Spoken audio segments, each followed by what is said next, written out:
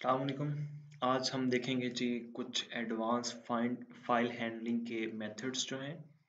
कल हमने जो देखा था इसके अंदर वो था ओपन किस तरह से करते हैं फाइल को, फिर हमने क्लोज करना है फाइल को, और एक मेथड हमने पढ़ा था जिसके लिए हमने ओपन करना है वो था रीड, कि हम जस्ट फाइल को रीड करना चाहते हैं कि फाइल के अंदर लिखा हुआ क्या है और हम उसको फिर क्लोज कर देते थे।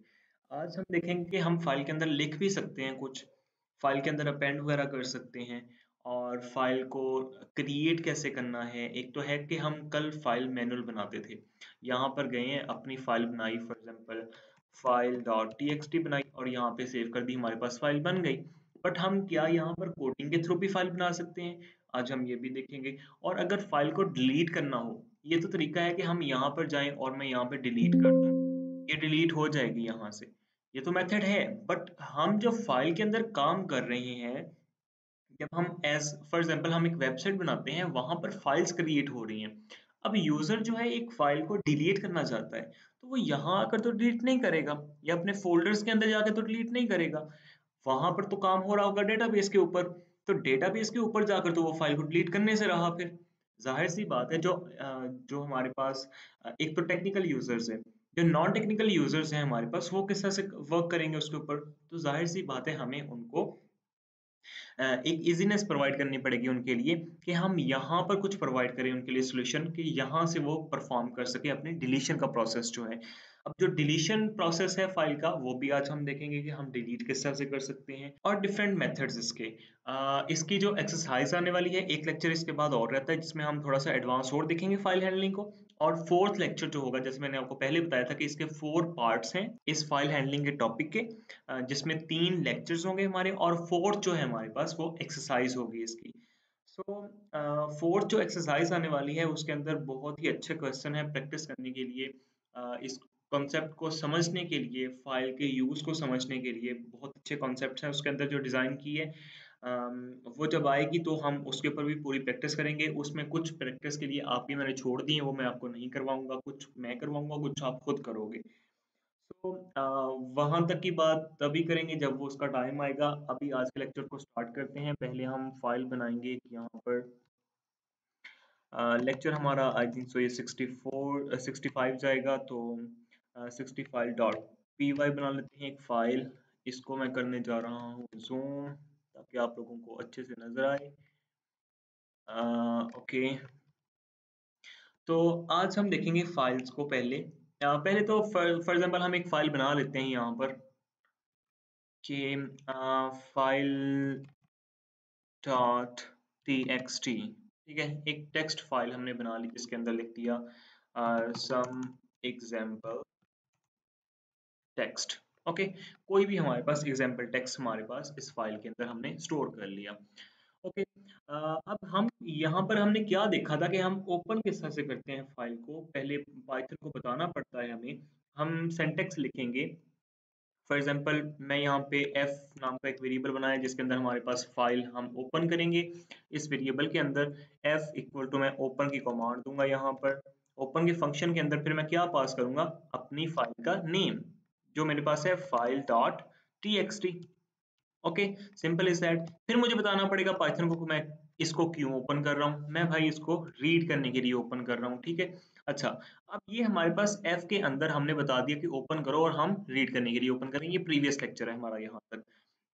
अब सिंपल इज दैट कि हम यहाँ पर डेटा का एक वेरिएबल बना लिया। आप कोई भी वेरिएबल बना लें, ये तो सिंपल है। एफ डॉट रीड करेंगे एंड हमारे पास जो डेटा होगा फाइल के अंदर वो डेटा वेरिएबल के अंदर आ जाएगा। Simple is that. मैं यहाँ पे प्रिंट करूँ अगर डेटा को, सो यू कैन सी कि हमारे पास आउटपुट के अंदर जो फाइल के अंदर टेक्स्ट पड़ा हुआ है वो हमें शो हो जाएगा। ये तो हमने कर लिया जस्ट रीड इसको। बट हम इसके अंदर कुछ राइट करना चाहते हैं, अपनी तरफ से कुछ लिखना चाहते हैं, ऐड करना चाहते हैं, वो किस तरह से करेंगे हम। ये तो हमने रीड मोड के अंदर खोल लिया। आज हम जो देखने जा रहे हैं वो है हमारे पास राइट मोड, कि हम फाइल के अंदर राइटिंग किस तरह से करेंगे, खुद से लिखेंगे किस तरह से। अब देखिए यहाँ तक हमारे पास जब काम हो गया, फिर हमने इसको करना है क्लोज। किस तरह से करेंगे, एफ डॉट क्लोज, ठीक है। हमारे पास जो फाइल है वो क्लोज हो जाएगी। Simple is that. इस चीज को आपने कभी नहीं भूलना कि आपने क्लोज भी करना है, ठीक है। ये इंपॉर्टेंट पार्ट है इसका। अच्छा, इसको मैं कमेंट करता हूँ, मैं यहाँ पे फिर से जाता हूँ और यहाँ पे एक फाइल बनाता हूँ f1 is equal to, open करता हूँ वही सेम फंक्शन, उसके बाद मैं फाइल का नेम दूंगा फाइल डॉट txt, एक्सटेंशन आपने जरूर देनी है, इसको भी नहीं भूलना, एक्सटेंशन नहीं देंगे तो आपके पास फाइल जो है वो ओपन नहीं होगी इसकी।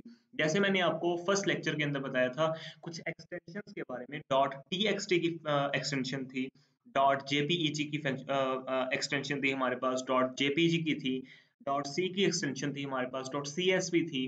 ठीक है, इस तरह से एक्सटेंशन हमें देनी पड़ेगी ताकि हम पाइथन को बता सकें कि हम कौन सी फाइल की टाइप जो है वो यहाँ पर ओपन करना चाह रहे हैं। अच्छा, अब हमने ओपन कर लिया, अब हम बताएंगे इसको कि हम क्यों ओपन करना चाह रहे हैं। अभी तक तो हमने देखा कि हम रीड करने के लिए ओपन कर रहे हैं, अब हम करेंगे राइट के लिए। वही सिंपल काम, आर की जगह पे हम लिख देंगे डब्ल्यू। अब डब्ल्यू जो है इसका मतलब है कि हम राइट करने जा रहे हैं, शॉर्टकट के तौर पर पाइथन के अंदर यूज हो रहे हैं। आर यूज हो रहा है रीड के लिए, डब्ल्यू यूज हो रहा है हमारे पास राइट के लिए, इस तरह से ए यूज हो रहा था हमारे पास अपेंड के लिए। अच्छा, अब ये हमने पाइथन को बता दिया कि भाई ये फाइल ओपन कर दो, फाइल डॉट टी, किस लिए, हम इसमें राइटिंग करना चाहते हैं, अपनी तरफ से कुछ लिखना चाहते हैं। अच्छा, अब यहाँ पर हमने सिर्फ बताया है, जिस तरह से हमने यहाँ पर पहले स्टेप के अंदर बताया था कि हम इसको रीड करने के लिए ओपन करना चाहते हैं, यहाँ पर भी अभी हमने बताया है, हमने कुछ काम नहीं किया इसके ऊपर, फाइल के ऊपर। अब फाइल हमारे पास इस वेरिएबल के अंदर ओपन हो चुकी है बस। अच्छा, अब चलेंगे हम नेक्स्ट स्टेप की तरफ, जिसमें हम लिखेंगे अपनी राइटिंग का स्टेप करेंगे इसके अंदर। तो मैं करूंगा डेटा, फॉर एग्जांपल डेटा 1 कर लेते हैं इसको, ताकि कॉन्फ्लिक्ट ना हो अगर हम इसको भी अनकमेंट करके देखना चाहें बाद में। डेटा 1 इज इक्वल्स टू, अब फाइल 1 जो है मेरे पास, मैं उसके अंदर राइट करना चाहता हूँ, तो सिंपल क्या करूंगा, रीड के लिए मैंने रीड के लिए मैंने रीड लिखा था, राइट के लिए मैं राइट लिखूंगा यहाँ पे, ठीक है। अब राइट के अंदर एक और काम हो जाएगा कि यहाँ पर फंक्शन जस्ट हमने कॉल कर दिया था रीड के लिए, और उसने रीड करके हमें डाटा दे दिया। बट यहाँ पर हम क्या करेंगे, हम राइट के अंदर वो चीज लिखेंगे जो हमें उस फाइल के अंदर लिखनी है। फॉर एग्जाम्पल, जैसे हम प्रिंट फंक्शन के अंदर करते थे, प्रिंट लिखते थे, उसके अंदर डबल कोट्स और जो भी लिखना था हम उसमें अंदर उसमें पास कर देते थे। अब देखिए यहाँ पर मैं डबल कोट्स दूंगा और यहाँ पर मैं लिखूंगा आई am writing through Python file handling in this file.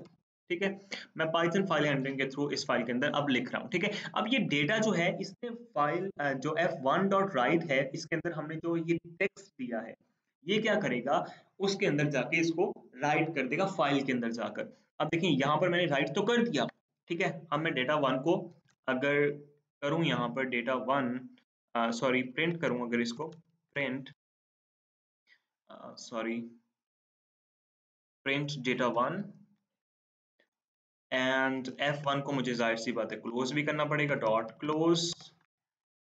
अब देखिए अगर मैं इसको रन करूंगा ना, सो ये मुझे क्या दे रहा है, 54। बट हमें तो चाहिए करने के लिए इसको इसको हमने डेटा प्रिंट करना है, बट हमें ये कोई पोजीशन रिटर्न कर रहा है, 54 इंडेक्स के तौर पे दे रहा है, ये हमें क्यों रिटर्न कर रहा है। भाई हमने इसको राइट करने के लिए ओपन किया फाइल को, आप इस बात को समझे जरा। पहले हमने रीड करने के लिए ओपन किया था, अब हमने ओपन किया है राइट करने के लिए। ये जस्ट उसके अंदर लिखेगा, उस फाइल को ओपन किया राइट करने के लिए, रीड नहीं करेगा। तो हमें प्रिंट करने के लिए पहले इसको रीड करवाना पड़ेगा, ठीक है।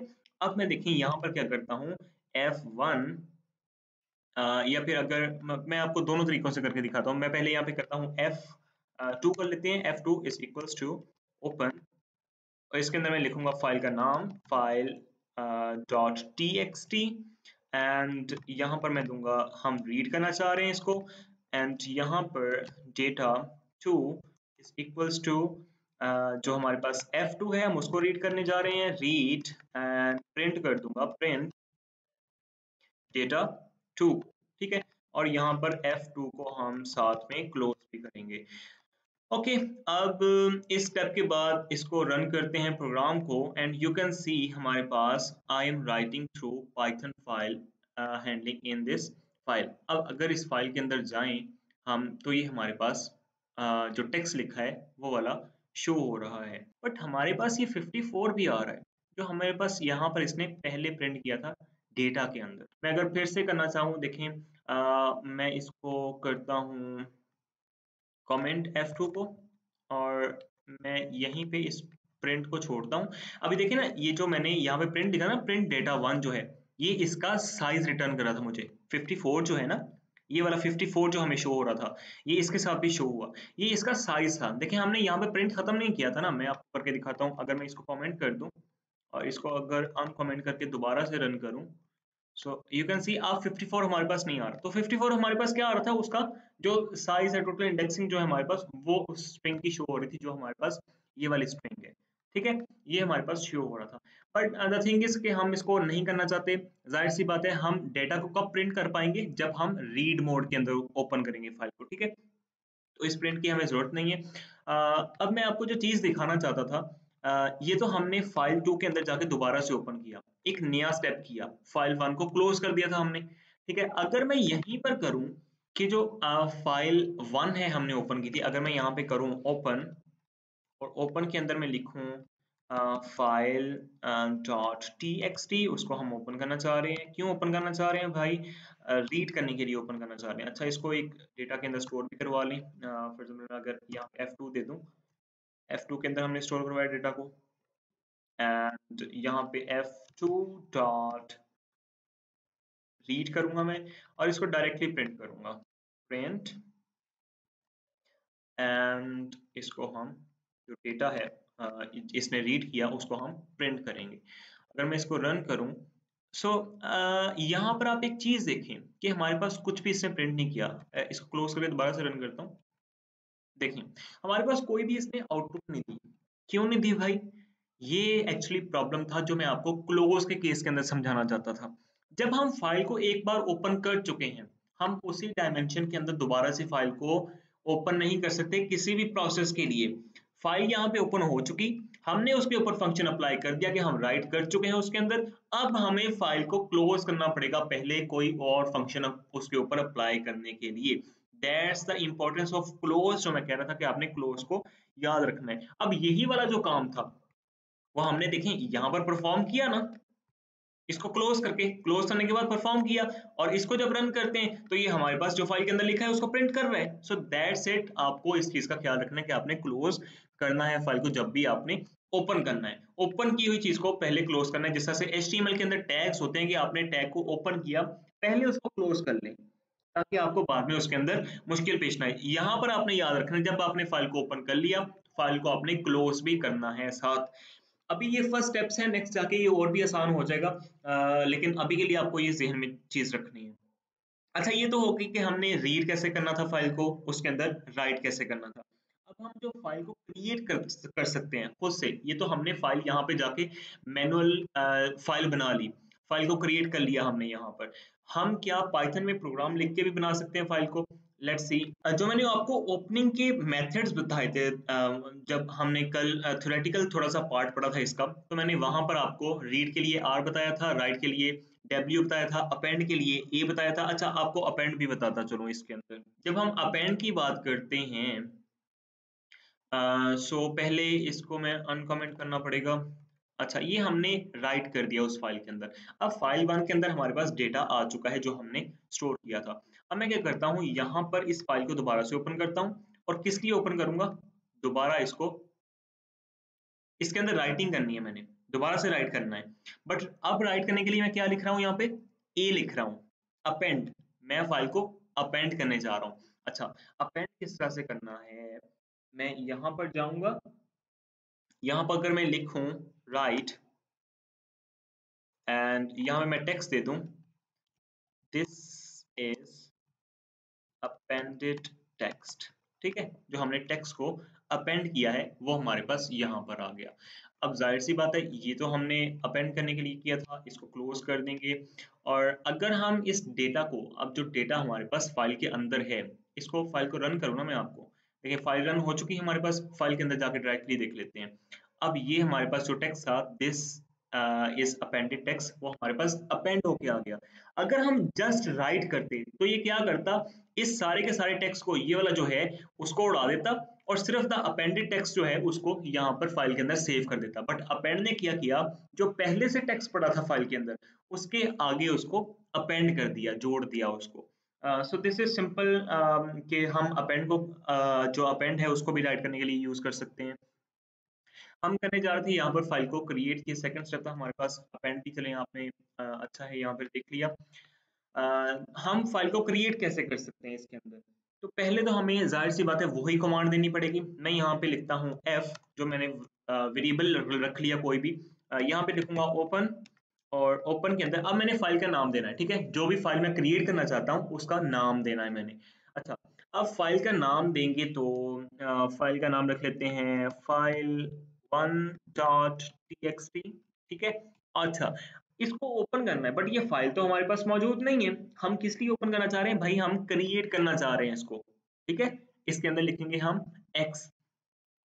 अब जैसे ही पहले पहले देखिए, मैं इसको क्लियर करता हूँ, इसको करता हूँ रन, तो ये हमारे पास प्रोग्राम रन हो गया। हमें इसको करने की और कुछ जरूरत नहीं है। अब यहाँ पर आप देखिए फाइल 1 हमारे पास क्रिएट हो चुकी है।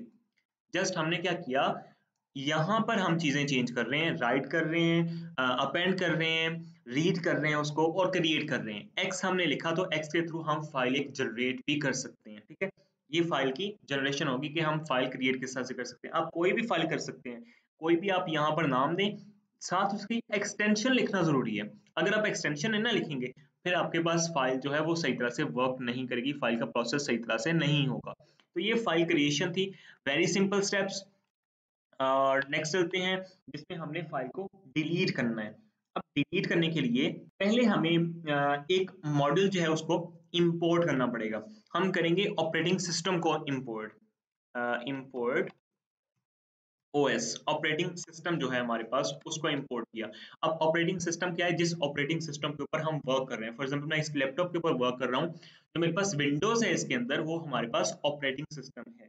ठीक है, हम उसको इंपोर्ट कर रहे हैं। उसको इंपोर्ट करने का मतलब क्या है, अब ये तो मेरे पास वीएस कोड की विंडो चल रही है ना, उसके अंदर ये फोल्डर चल रहा है। ठीक है, लेकिन इस फोल्डर की जो हैंडलिंग है उसको एक्सेस करना है मुझे, तो मैं ओएस को इंपोर्ट करूंगा इसके अंदर, कि मैं पूरे ओएस का, पूरे ऑपरेटिंग सिस्टम का कंट्रोल लेना चाहता हूँ अपने पास। मैंने उसको यहाँ पर एक्सेस कर लिया, इंपोर्ट कर लिया। इंपोर्ट में आपको बता चुका हूँ, मॉड्यूल क्या था उसका बता चुका हूँ। एक छोटा सा आपको फिर से ओवरव्यू दे दूं कि मॉड्यूल हमारे पास, फॉर एग्जांपल आप कह लें कि किसी का लिखा हुआ कुछ पहले से लिखा हुआ कोड है हमारे पास। जैसा कि आप कह लें कि विंडोज जो है हम यूज कर रहे हैं, विंडोज भी तो एक कोडिंग है ना जो हार्डवेयर के ऊपर चल रही है। तो ये पहले से लिखा हुआ किसी का कोड है, माइक्रोसॉफ्ट का लिखा हुआ कोड है, हम उसको यूज कर रहे हैं। इंपोर्ट क्या करता है, हमें वहां से उठा के हम जिस प्लेटफॉर्म के ऊपर, फॉर एग्जांपल वीएस कोड एक प्लेटफॉर्म है, इसके अंदर हमें लाके दे देगा, इंपोर्ट करके दे देगा कि भाई इसको यहाँ पर आप यूज कर सकते हो वीएस कोड के अंदर। तो हमने इस तरह से इंपोर्ट कर लिया अपने ओएस मॉड्यूल के इसके अंदर। अच्छा, अब हमने फाइल को डिलीट करना है, तो हम क्या करेंगे, पहले तो ओएस लेंगे, इनके ऑपरेटिंग सिस्टम में जो उसको एक्सेस कर लिया हमने, ऑपरेटिंग सिस्टम डॉट, इसमें से करेंगे हम रिमूव।